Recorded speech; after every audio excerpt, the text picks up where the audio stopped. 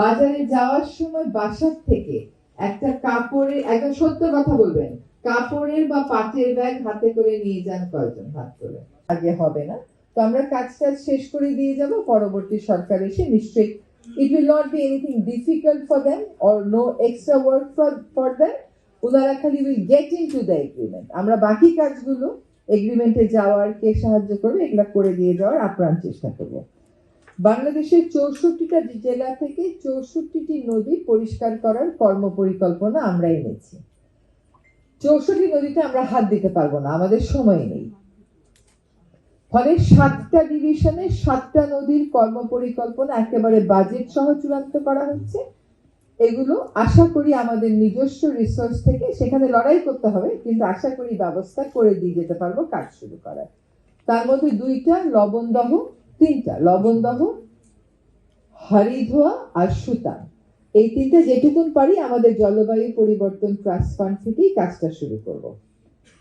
এই 7টা বাদেও কক্সবাজারের বাকখালী আমরা নিলাম, কয়টা হলো? 8টা, আর ঢাকার 4টা, 12টা। এই 12টার ব্যাপারে আমরা কর্মপরিকল্পনা, ফিনান্সিয়াল অ্যালোকেশন সবকিছু চূড়ান্ত করে কাজটা শুরু করার চেষ্টা করব।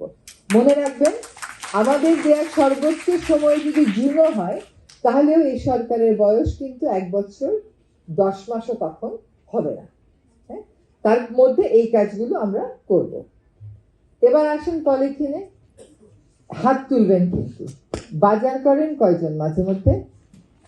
সবাই দেখি বাজার করেন। আচ্ছা, এবার হাত নামান। বাজারে যাওয়ার সময় বাসার থেকে একটা কাপড়ের, একদম সত্য কথা বলবেন, কাপড়ের বা পাটের ব্যাগ হাতে করে নিয়ে যান কয়জন? হাত তোলেন। এবার হাতের সংখ্যা দেখেন কত কম।